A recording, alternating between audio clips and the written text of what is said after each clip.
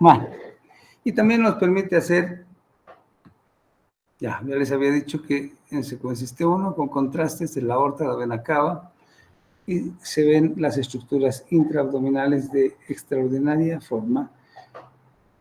La información que nos da la resonancia es muy similar a la de la tomografía, sin embargo, las ventajas que tiene la resonancia son su alta sensibilidad y capacidad para valorar estructuras blandas y poder discernirlas una de otra. La tomografía tiene menos capacidad resolutiva a ese nivel, y la otra gran capacidad de la resonancia es que hace cortes directos axiales, sagitales, coronales. En tomografía nosotros debemos hacer reconstrucciones, hacemos adquisición axial y después reconstruimos en los ejes que querramos. ¿Podemos hacer estudios angiográficos por resonancia magnética? Sí, aquí hay una angiografía abdominal de las arterias renales, tronco celíaco con su arteria esplénica, arteria hepática, ramas de la mesentérica superior y los ejes ilíacos. O sea, tiene una muy buena posibilidad. ¿Cuál es la ventaja fundamental, sin embargo, para ver si la tomo y la reso nos dan una información similar? ¿Cuál es la ventaja fundamental que tiene la resonancia magnética respecto a la tomografía? Es que no utiliza radiación. ¿Y cuál es la gran ventaja que tiene la tomografía respecto a la resonancia? Es que es un examen tremendamente rápido. En tomografía podemos hacer un examen en 20 segundos. En resonancia necesitamos por lo menos 30 minutos. Esa es la gran diferencia. Bien. Podemos ver distintas estructuras. Podemos ver el hígado, el vaso, la cava, la aorta. Están siguiéndome, ¿verdad? Para no estar hablando. Sí, doctor. Ya. Los riñones. Esta es la vena renal llegando a la cava de la aorta. Páncreas, se ve muy bien. Esto blanquito corresponde a la vesícula, que en secuencias T2 va a ser siempre blanca, porque el líquido en T2 lo vamos a ver blanco. Ahora, se ve muy bonita la vesícula acá, sí, pero la ecografía sigue siendo la modalidad fundamental, principal y con mejor rendimiento para el diagnóstico de patología vesicular, fundamentalmente de colelitiasis. ¿Ya? Aquí tenemos el vaso. Ahora, hemos hablado la anterior vez ya de trauma abdominal, y hemos visto muchas imágenes de trauma abdominal con tomografía computada. ¿Y por qué con tomografía computada en trauma? Porque la tomografía computada es muy rápida, da buena información, y la resonancia magnética necesita mucho tiempo y el paciente con trauma habitualmente no va a tolerar todo ese tiempo dentro del resonador y el examen puede salir muy poco útil para el diagnóstico por el movimiento fundamentalmente. Habíamos mencionado que hacía cortes en distintos planos. Este es un corte coronal, por ejemplo, a diferencia de este que es el axial. Esta es una secuencia T1, perdón, T2, y esta es una secuencia T1. Se fijan, el líquido cefalorraquídeo acá en el saco tecal de la columna es blanco y acá es gris en el T1. La grasa va a estar definida fundamentalmente como hiperintensidad de señal en ambas secuencias. Pero ese no es el objetivo de esta imagen, sino el objetivo de esta imagen es que tienen que correlacionarse las dos para poder hacer diagnósticos. Acá estamos viendo el hígado y el vaso en coronal, y acá estamos viendo el hígado y el vaso en axial. Los riñones en sus ejes habituales y acá en el eje transversal. Aquí vemos muy bonito la aorta y las arterias renales que están emergiendo de la aorta para ir a alimentar a los riñones. Vemos la vena cava inferior en esta secuencia T1 sin contraste. y la aorta parcialmente. Esto corresponde indudablemente al hígado. Aquí ya con contraste estamos viendo la vena cava más blanca, esta está negrita porque está sin contraste, y la aorta también opacificada con contraste. Si hubiese patología interaortocava, como son las adenopatías de cualquier origen, las podemos ver fácilmente tanto en la incidencia coronal, pero fundamentalmente lo analizamos en las imágenes axiales. Estas dos bandas que vienen acá corresponden a las cruras diafragmáticas, que es el diafragma que se implanta y se inserta en los cuerpos lumbares. Ya habíamos mencionado que la angioresonancia es una buena alternativa para poder valorar aorta. Sin embargo, cuando evaluamos, por ejemplo, pacientes donantes para el trasplante renal, preferimos la tomografía computada porque todavía la tomografía computada actualmente tiene una mayor resolución para valorar estructuras vasculares que la resonancia magnética. Básicamente por el tiempo que toma la resonancia respecto a la tomografía. Vamos a ver ahora algunas imágenes. Cuando nosotros hacemos tomografía o resonancia en busca de patología tumoral, tenemos que colocar contraste. Este es un hígado en el cual aparece esta área de baja intensidad de señal respecto al parénquima adyacente. En el espesor del parénquima hepático se le pone, esto está sin contraste, el todo siempre sin contraste. Acá se ve la lesión y un vaso central. Esto no es un hemangioma de entrada porque el hemangioma tiene un flujo centrípeto, o sea, comienza, vamos a ver, seguramente tengo algún ejemplo más adelante, el flujo vascular por la periferia y va migrando hacia el interior. Una vez que le ponemos contraste, hacemos una fase temprana, la aorta está blanca, entonces la masa tumoral está recibiendo flujo de las ramas aórticas de la arteria, ramas hepáticas, de la arteria hepática, y se impregna intensamente. Hacemos una fase más tardía, y la aorta ya no está tan blanca, y la vena cava comienza a tener contraste. Eso significa, y las ramas también intrahepáticas del aporte y suprahepáticas están opacificándose, y esto está llamándonos la atención de que hay un componente tardío. Esta cosita está impregnándose en la fase tardía, en la fase temprana no se impregnaba, y eso quiere decir que se está impregnando por vasos no arteriales, sino por vasos portales. Y eso es importante para el diagnóstico porque nos permite hacer una diferenciación entre un hemangioma y una hiperplasia focal nodular.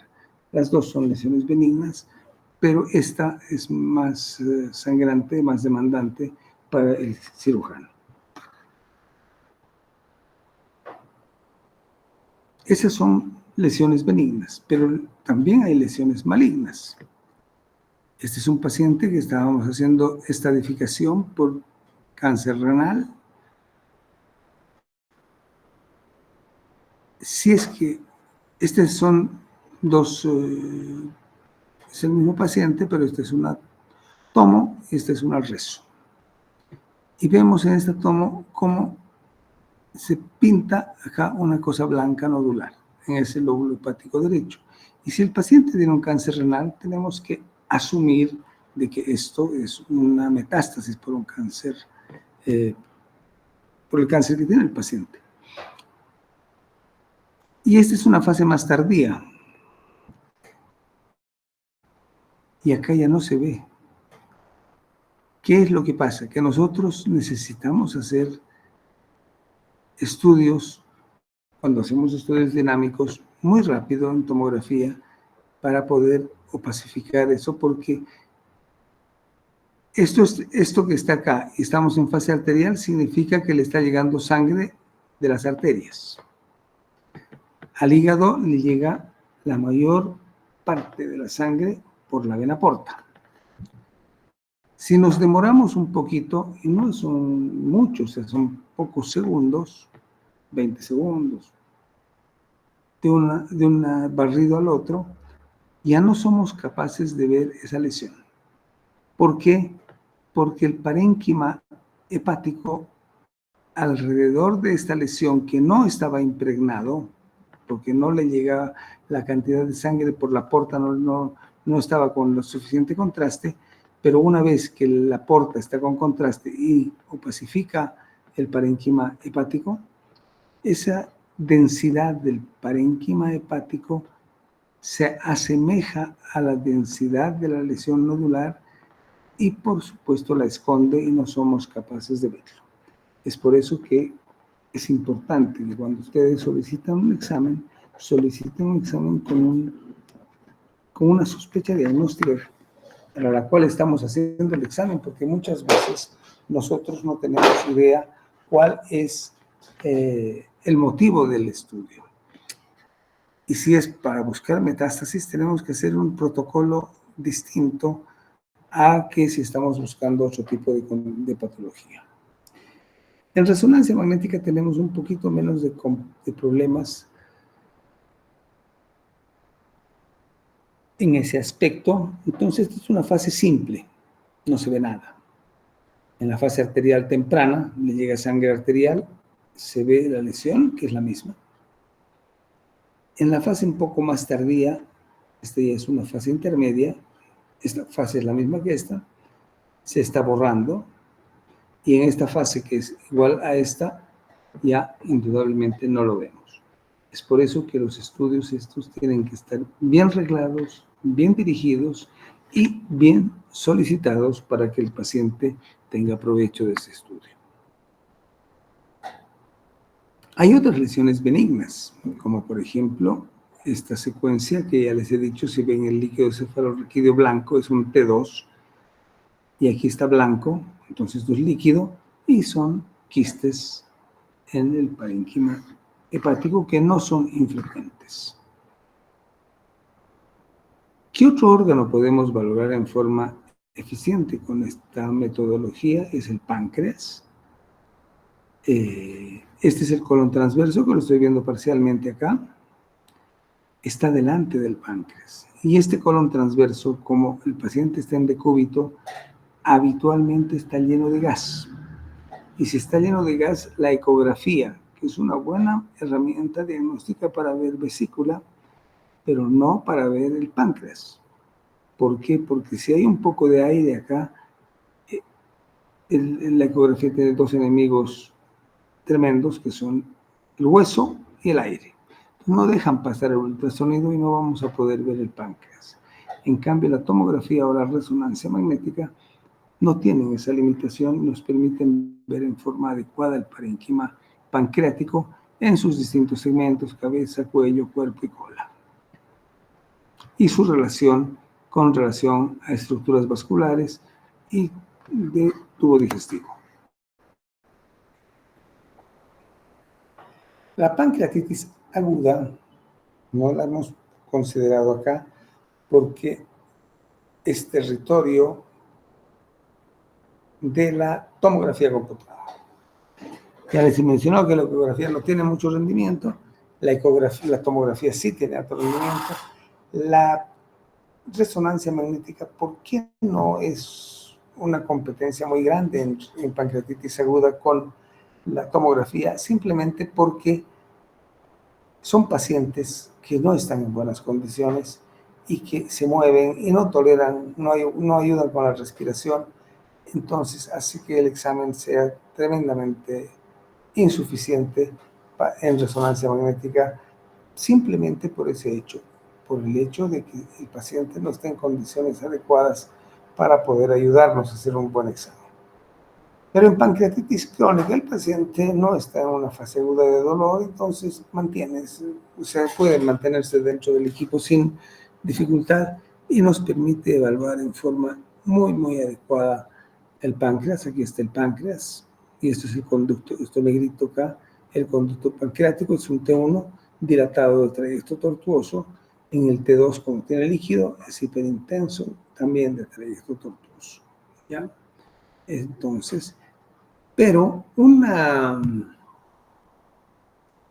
condición para que nosotros digamos pancreatitis crónica por método de imagen o por histopatología es la presencia de calcificaciones. El problema es que la resonancia es ciega para las calcificaciones, no ve calcificaciones, y la tomografía sí es muy sensible para detectar calcificaciones que obviamente nos ayudan a ponerle la etiqueta de pancreatitis crónica a un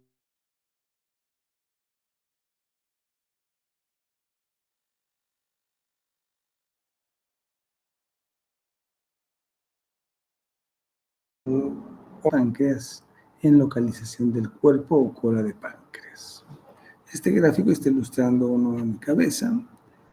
¿Ya? El problema de la cabeza es que compromete la vía biliar y produce ictericia obstructiva. Esta es una tomografía con un paciente con dilatación importante de la vía biliar intrahepática y múltiples abscesos intrahepáticos por colangitis.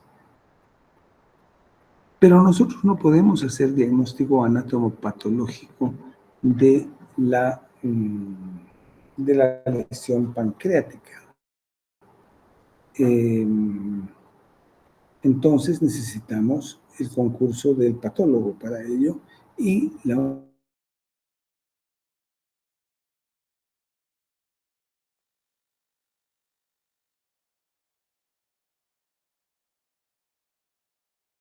única forma que tenemos, ¿no?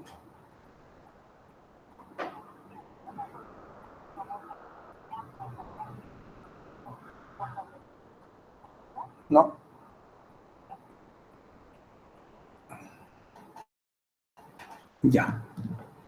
Entonces, hace muchos años hacíamos biopsia percutánea, porque no había endoscopía y no había endoscopistas que hagan biopsias transgástricas.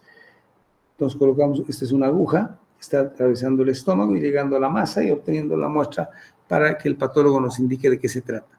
Ya no hacemos esto. ¿Por qué? Porque actualmente, gracias a Dios, viene el endoscopista, el gastroenterólogo, entra con su equipo, un endoscopio que tiene una guía en la punta y puede acceder y llegar a perforar la pared posterior del estómago y llegar a la lesión tumoral del páncreas y obtener las muestras para que el patólogo nos diga. Pero también hay tumores en la cola de páncreas que no producen ictericia y que cuando los encontramos generalmente son lesiones tumorales de gran tamaño como este paciente. Y obviamente muchas veces fuera del alcance, con muy mal pronóstico. O sea, los operan igual, pero el pronóstico no es de lo mejor porque ya es una lesión muy avanzada. Esto es para mostrarles que la resonancia y la tomografía tienen imágenes similares. Este es un páncreas, este es el mismo paciente, ¿ya? Y aquí hay una lesión quística chiquitita y aquí en resonancia se la ve blanca porque tiene líquido. Ustedes ven que la información que nos dan ambas modalidades es prácticamente la misma. Entonces, ¿por qué elegimos una u otra? Básicamente, como ya les había mencionado, por la radiación. Fundamentalmente eso hay que, digamos, proteger en pacientes pediátricos porque nunca vamos a saber cuántos estudios de radiación va a tener un paciente oncológico pediátrico en su vida, entonces es preferible una resonancia que una tomografía. Ustedes han escuchado mucho sobre la colangiografía endoscópica retrógrada, en la cual los gastroenterólogos, y lo hacen muy bien en nuestro medio, ingresan con un endoscopio hasta la segunda porción del duodeno, cateterizan la ampolla de Fater y colocan contraste. Pero es una técnica de moderada invasividad o mediana invasividad. Y no está exenta de complicaciones, porque al hacer la papilotomía, para hacer la colocación, pueden perforar el duodeno y hacer abscesos retroperitoneales, o en la manipulación e instrumentalización de esta área pueden provocar cambios inflamatorios y provocar una pancreatitis aguda. No son, por favor, complicaciones de todos los días, pero son potenciales complicaciones que se dan con ese procedimiento. Esta es una resonancia magnética. Sin contraste, es una técnica especial. El equipo tiene que tener el soft para poder hacer y las herramientas para poder obtener estas imágenes. Esta es la vesícula, esta es segunda porción de duodeno, ángulo de Treitz, acá, esta es la tercera porción. Esto corresponde al conducto pancreático y esto corresponde al colédoco, ¿ya? Y todo esto es por resonancia magnética. Entonces podemos decir que la resonancia magnética es útil para ver obstrucción, presencia de cálculos, y después, ya con ese diagnóstico, el gastroenterólogo puede ingresar para retirar y solucionar, o colocar un stent o retirar los cálculos. ¿Cómo se ven los cálculos? Aquí está una resonancia, y esta es la vía biliar dilatada, y todos estos defectos corresponden a cálculos. ¿Podemos ver cálculos por otras modalidades? Sí, ecografía puede, ocasionalmente. La ecografía tiene muchas limitaciones porque acá está el duodeno y esconde.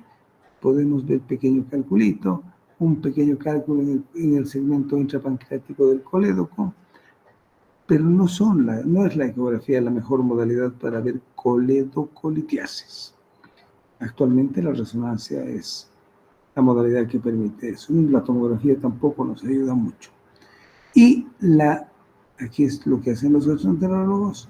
Una vez que se tiene el diagnóstico de cálculos en colédoco, puede ingresar con su endoscopio de visión lateral, meter un canastillo y retirar el obstáculo que está condicionando esa dilatación de la vía biliar.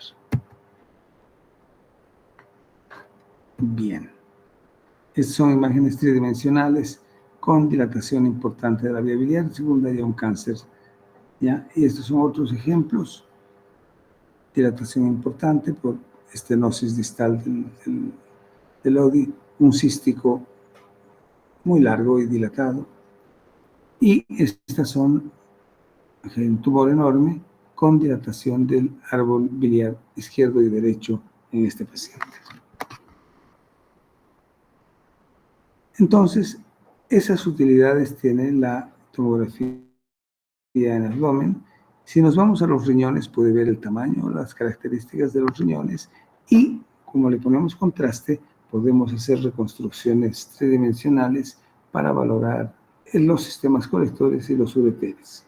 Nuevamente, son técnicas que se tienen que utilizar de acuerdo al diagnóstico que ustedes nos envían. Las suprarrenales tienen patología. 5 minutos más y terminamos esta clase que ha sido un poco tormentosa. Las suprarrenales habitualmente son hallazgos incidentales, pero cuando el paciente tiene clínica de patología suprarrenal, tienen que informárnoslas. ¿Por qué? Porque al igual que para hacer un estudio de abdomen por un tumor o por una lesión de páncreas, etcétera, etcétera, necesitamos una aproximación diagnóstica clínica. Ya, si el paciente tiene patología suprarrenal, tenemos que hacer protocolo distinto. Si hacemos un protocolo con exploración simple, exploración con contraste, y hacemos un protocolo de 10 minutos post la administración de contraste y medimos la densidad que existe en la lesión, y eso nos da pautas sobre si esa lesión es o no un cáncer de suprarrenal o es un una lesión benigna de suprarrenal. Y es por eso que es importante el concurso de los clínicos en este sentido.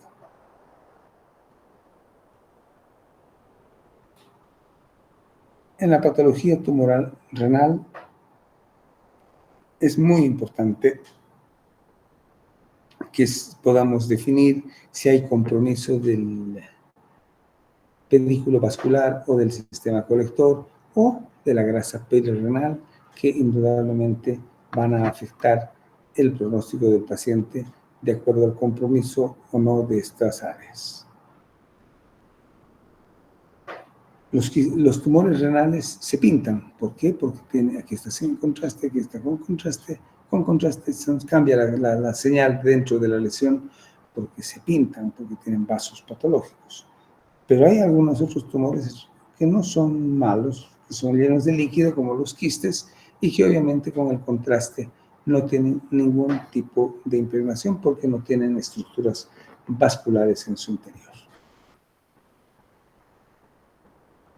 Y cuando hay un tumor renal grande como este, tenemos que hacer estratificación, y una cosa importante es ver si hay trombo en la vena cava inferior o en la vena renal, y los trombos, un vaso se ve así lleno de contraste, pero este vaso, que debe ser de redondo, tiene un defecto dentro de él, y ese corresponde a un trombo en el lumen de la vena cava inferior, secundaria a este tumor que ha migrado y se ha extendido por la vena renal hasta alcanzar la vena cava inferior. Ese trombo no es un trombo, no es un coágulo, es un tumor. Es un tumor vascularizado y es un tumor dependiente del tumor renal.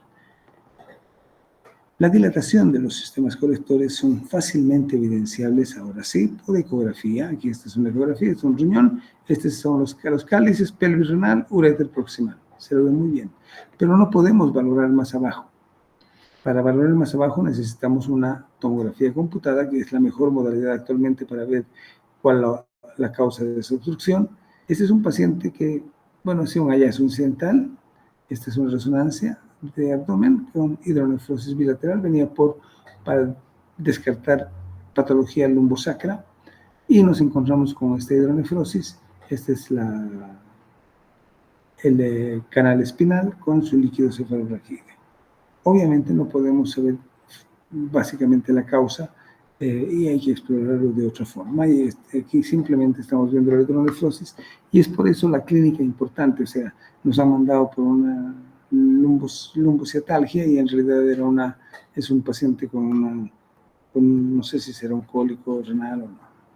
Ya les he mencionado cómo podemos valorar los ureteres con tomografía computada o resonancia magnética en pacientes que necesitan este tipo de estudios.